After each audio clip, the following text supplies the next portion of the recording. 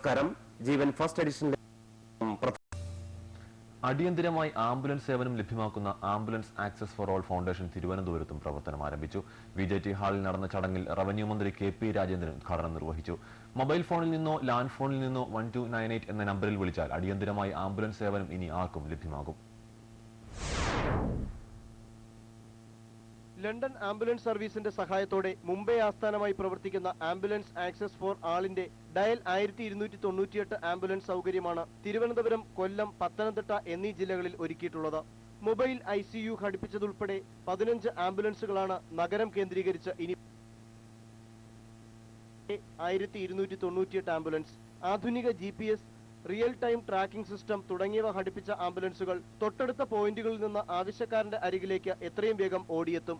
ഓരോ ആംബുലൻസിലും മെയിൽ നഴ്സിന്റെയും അടിയന്തര വൈദ്യസഹായ വിദഗ്ധന്റെയും സേവനം ലഭ്യമാണ്.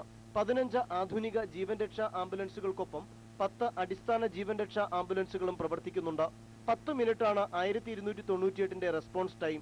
റോഡ് അപകടങ്ങളിൽപ്പെടുന്നവരെ ആശുപത്രിയിൽ എത്തിക്കുന്നതിന് വാടക ഈടാക്കില്ലെന്ന് പ്രോജക്ട് ഹെഡ് നിജിൽ ഇബ്രാഹിം പറഞ്ഞു. ആംബുലൻസ് കേസസ് കംപ്ലീറ്റ്ലി നമ്മൾ ഫ്രീ ആയിട്ടാണ് ചെയ്യുന്നത്. അതേപോലെ തന്നെ BPL കാർഡുള്ള പേഷ്യൻസിന് നമ്മൾ ഫ്രീ ആയിട്ടാണ് ചെയ്യുന്നത്. അതേസമയം പ്രൈവറ്റ് ഹോസ്പിറ്റലിലേക്ക് ട്രാൻസ്ഫർ ചെയ്യുകയാണെങ്കിൽ നമ്മൾ ചെറിയൊരു ചാർജ് ഈടാക്കുന്നതുമാണ്. തിരുവനന്തപുരം ജില്ലയിലെ പ്രവർത്തനോദ്ഘാടനം റവന്യൂ വകുപ്പ് മന്ത്രി KP രാജേന്ദ്രൻ നിർവഹിച്ചു. ചടങ്ങിൽ മേയർ C ജയൻ ബാബു അധ്യക്ഷത വഹിച്ചു. BPL കാർഡ് ഉടമകൾക്ക് ആംബുലൻസ് സേവനം സൗജന്യമാണ്. മൃതദേഹം കൊണ്ടുപോകാൻ AAA ആംബുലൻസ് നൽകില്ല.